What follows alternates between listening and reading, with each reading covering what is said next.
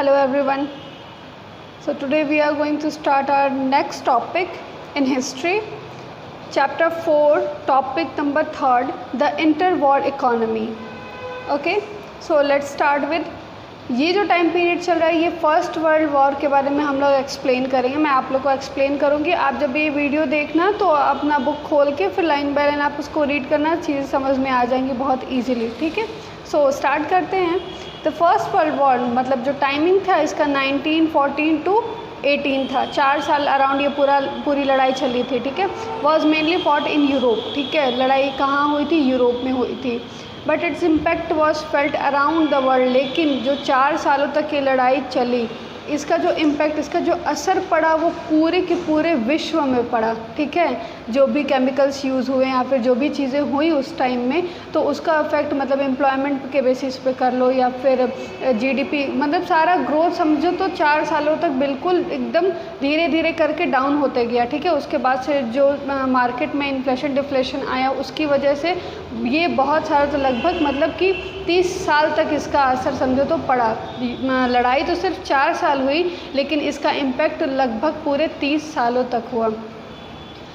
उस टाइम में मतलब इस चैप्टर में सबसे ज़्यादा नोटिस करने वाली बात ये है कि 20th सेंचुरी में जो क्राइसिस हुए थे वो पूरे 30 साल तक चले थे। अब उस टाइम में क्या क्या चीज़ें हुई थी इस चैप्टर में ये एक्सप्लेन होगा। ठीक है, लड़ाई कैसे हुई थी, उसमें कौन कौन सी चीज़ें इस्तेमाल की गई थी, कौन कौन से वेपन्स यूज़ किए गए थे, कौन कौन सी कंट्री उसमें थी। ठीक है, कौन पैसा लगाया ज़्यादा, किसको ज़्यादा इम्पैक्ट पड़ा, किसको कम पड़ा, ये सारी चीज़ें हम इस चैप्टर में पढ़ेंगे। ठीक है, during this period the world experience widespread economic and political instability and other catastrophic war. अब देखो इस टाइम में क्या हुआ, जो भी इस टाइम पीरियड में लड़ाई हुई वो धीरे धीरे करके स्प्रेड करती गई। ठीक है, मतलब क्या कि अपने देश में जब पैसा ख़त्म होने लगा तो दूसरी जगहों से मांगने लगे। ठीक है, वहाँ से लोन लेने लगे तो फिर से मतलब डेटर्स क्रेडिटर्स इस टाइम में डेट बहुत ज़्यादा बढ़ गए थे। ठीक, 3.1 से हम स्टार्ट करते हैं वॉर टाइम ट्रांसफॉर्मेशंस। ठीक है, the first world war as you know was fought between 2 power blocks. First world war दो लोगों के, दो ग्रुप्स के बीच में हुआ था। On the one side were the allies जिसमें कि ब्रिटेन था, फ्रांस था, रशिया थी। ठीक है, और लास्ट में इसे यूएस भी ज्वाइन किया था। ठीक है, and on the opposite side में सेंट्रल पावर में जो थे वो थे जर्मनी और ऑस्ट्रेलिया, हंगरी, ऑटोमन और तुर्की। ठीक है, अब देखो when the war began in अगस्त 1914, जब वॉर स्टार्ट हुआ अगस्त 1914 में, many government thought it would be over by Christmas. ठीक है, अगस्त में स्टार्ट हुआ तो मतलब बहुत सारी सरकार उस टाइम में मतलब देश की सरकारें सोची कि क्रिसमस तक ये चीज़ें ख़त्म हो जाएंगी और मतलब कि हमें फ़ायदा होगा इस चीज़ से। ठीक है, मतलब कि जो पावरफुल लोग थे, पावरफुल साइड जो भी था उस वॉर का, वो सोच रहे थे कि ये लड़ाई क्रिसमस तक ख़त्म हो जाएगी और हमें क्या, हम बहुत सारी चीज़ें जीत लेंगे, हमारे वर्ल्ड की इकोनॉमी ग्रोथ कर जाएगी, ये सब चीज़ें। लेकिन ये लड़ाई पूरे लगातार बढ़ते ये पूरे 4 साल तक बढ़ी। ठीक है, the first world war was a war like no other before. जो प्रथम विश्व युद्ध हुआ था, जो ये सबसे पहला वॉर हुआ था, इसके पहले ऐसी कोई भी लड़ाई आज तक पूरे हिस्ट्री में नहीं हुई थी। The fighting involve the world's leading industrial nations which now harness the vast power of modern industry to inflict the greatest possible destruction on their enemies. ठीक है, मतलब कि अपने एनिमीज़ को, दोनों जो साइड्स, दोनों बहुत ही पावरफुल साइड थे और वो अपने अपने एनिमीज़ को मतलब हराने के लिए सामने वाले को सारे इंडस्ट्रियल हेल्प, ठीक है, मतलब ज़्यादा से ज़्यादा पैसे लगाना हर एक तरीके से, मतलब कोई तरीका ही नहीं छोड़ना, पैसे से लेके पर्सन से लेके मतलब जो भी लेबर वो लोग करा सकते थे उस टाइम में, अपने समझो तो अपना पूरा जान लगा दिया वो वॉर जीतने के लिए। ठीक है, और यही रीज़न है कि दोनों इतने पावरफुल थे कि एक दूसरे को हराने के चक्कर में मतलब इतना छोटा वॉर वो हुआ ही नहीं, वो कंटिन्यू सोचो वो 4 साल तक लगातार चलता रहा। ठीक है, बस मतलब कि अपने एनिमी एनिमीज़ को गिराने के लिए वो जितनी पॉसिबल चीज़ें हो सकती थी उनके इकोनॉमी से रिलेटेड वो उन लोगों ने यूज़ करी। ठीक है, दिस वॉर वॉज दस the first modern industrial war, और ये सबसे पहला मॉडर्न इंडस्ट्रियल वॉर था। क्यों? क्योंकि इसमें बहुत सारे वेपन्स और ये सारी चीज़ें यूज़ हुई थी। It saw the use of machine guns, उस टाइम में मशीन गन्स, मतलब इसके पहले ये सारी चीज़ें यूज़ कभी भी नहीं हुई थी, मतलब अगर हुई भी थी तो बहुत लिमिटेड उसमें। ठीक है, इतना कि मतलब कुछ दिनों में या फिर कुछ महीनों में वॉर ख़त्म हो जाए, लेकिन ऐसा वॉर नहीं हुआ था। इसलिए इसको इंडस्ट्रियल मतलब मॉडर्न इंडस्ट्रियल वॉर कहते हैं, क्योंकि इसमें मशीन गन्स, सारे टैंक्स, एयरक्राफ्ट, केमिकल वेपन्स, सब चीज़ मतलब सारे तरीके अपना लिए गए थे अपोजिशन पार्टी को हराने के लिए। ठीक है, एक्सेट्रा आना मैसिव स्केल, मतलब जितनी बड़े से बड़े उस पे लेवल पे हो सकता है वो लोग अपनी तरफ से अपनी जान लगा रहे थे। These were all increasingly products of modern large scale industry. ठीक है, और उस टाइम पीरियड पे मतलब उस साइड वॉर हो रहा है और उस मतलब कि दोनों साइड्स के जो इकोनॉमी है वो लोग अपने अपने इंडस्ट्रीज़ में उस वॉर से ही रिलेटेड चीज़ें बनवाते थे। ठीक है, मतलब ऐसी चीज़ें सिर्फ प्रोड्यूस होती थी जो उस वॉर में काम है, अदरवाइज़ उसके बाद से कुछ ऐसी चीज़ें प्रोड्यूस होती ही नहीं थी उस टाइम पे। मतलब समझो कि अगर कोई बेसिक जैसे कि मान लो अगर कोई अचार बनाने वाला शॉप भी है तो वो खाना भी किसके लिए बनाता था?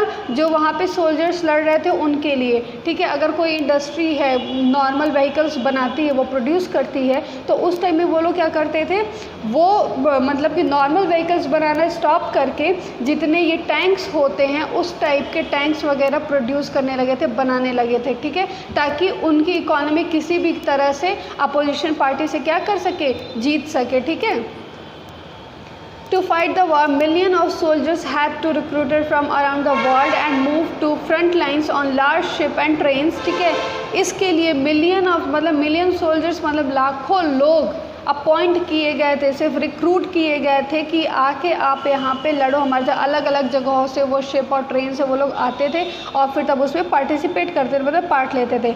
The scale of death and destruction, मतलब कि उस टाइम में बहुत लोगों की जान गई थी, मतलब फर्स्ट वर्ल्ड वॉर में बहुत लोग मारे गए थे। लगभग 90 लाख लोग तो बस मतलब वो प्रॉपर डेड जिनको डिक्लेयर किया गया वो अराउंड 9 लाख लोग उस टाइम में वो हुए थे, डेड हुए थे।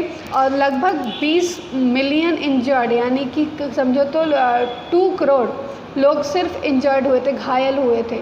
मरने वालों की संख्या 90 लाख तक थी। ठीक है, was unthinkable before the industrial as without the use of industrial arms. ठीक है, अब उस टाइम में मतलब कि जो उस टाइम में सबसे ज़्यादा लोग जो मरे थे वो पता है कौन से, वो वर्किंग एज वाले लोग सबसे ज़्यादा थे, मतलब जो काम करते थे कहीं पे कहीं ना कहीं इकोनॉमिक ग्रोथ में हेल्प करते थे, ऐसे लोगों की जान गई थी। और उसके बाद से मतलब इंडस्ट्रियल एज वाले लोग नहीं रहेंगे, वो काम नहीं होगा तो फिर इंडस्ट्रीज चलाना और ये सारी आर्म फोर्सेस लेके चलना बहुत ही मतलब मुश्किल होने लगा धीरे धीरे। ठीक है, most of the killed and maimed were men of working age. अभी मैंने बताया जैसे कि वर्किंग एज वाले लोग थे।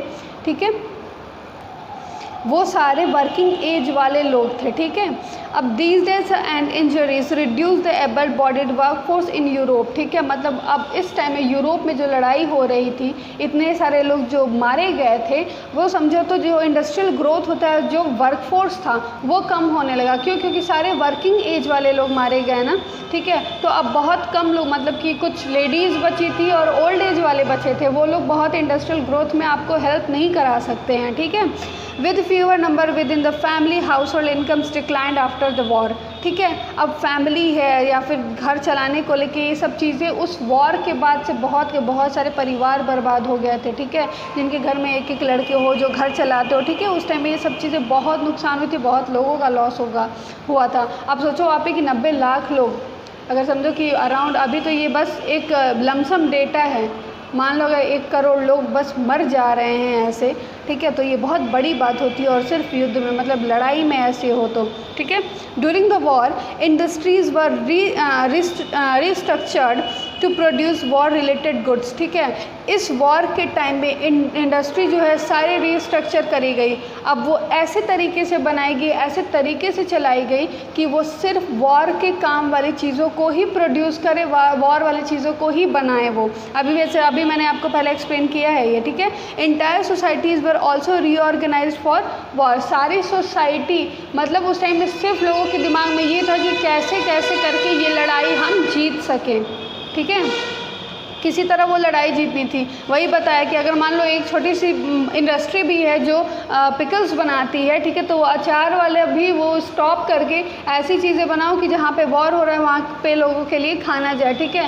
कार आप बना रहे हो तो वो कार बनाना आप बंद करो, आप वो चीज़ बनाओ जो टैंक्स और ये सारे वेपन्स के वाले चीज़ें बनाओ जो हमारे वॉर में यूज़ हो सके। सारी रिस्ट्रक्चर्ड कर गई, सारी सोसाइटी एक मेंटल प्रिपरेशन के साथ बैठी हुई थी कि हमें सिर्फ वॉर जीतना है, और उससे हम कई चीज़ें मतलब जितनी चीज़ें वो लोग पॉसिबिलिटी थी प्रोड्यूस करने की वो लोग उस टाइम में प्रोड्यूस करते थे।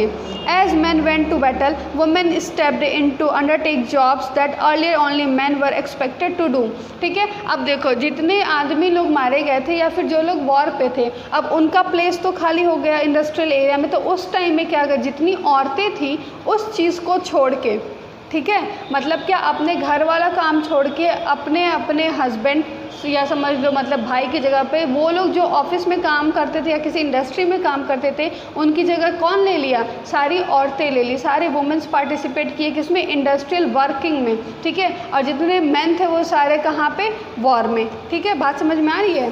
The war led to the snapping of economic links between some of the world's largest economic power which were now fighting each other to pay for them, ठीक है।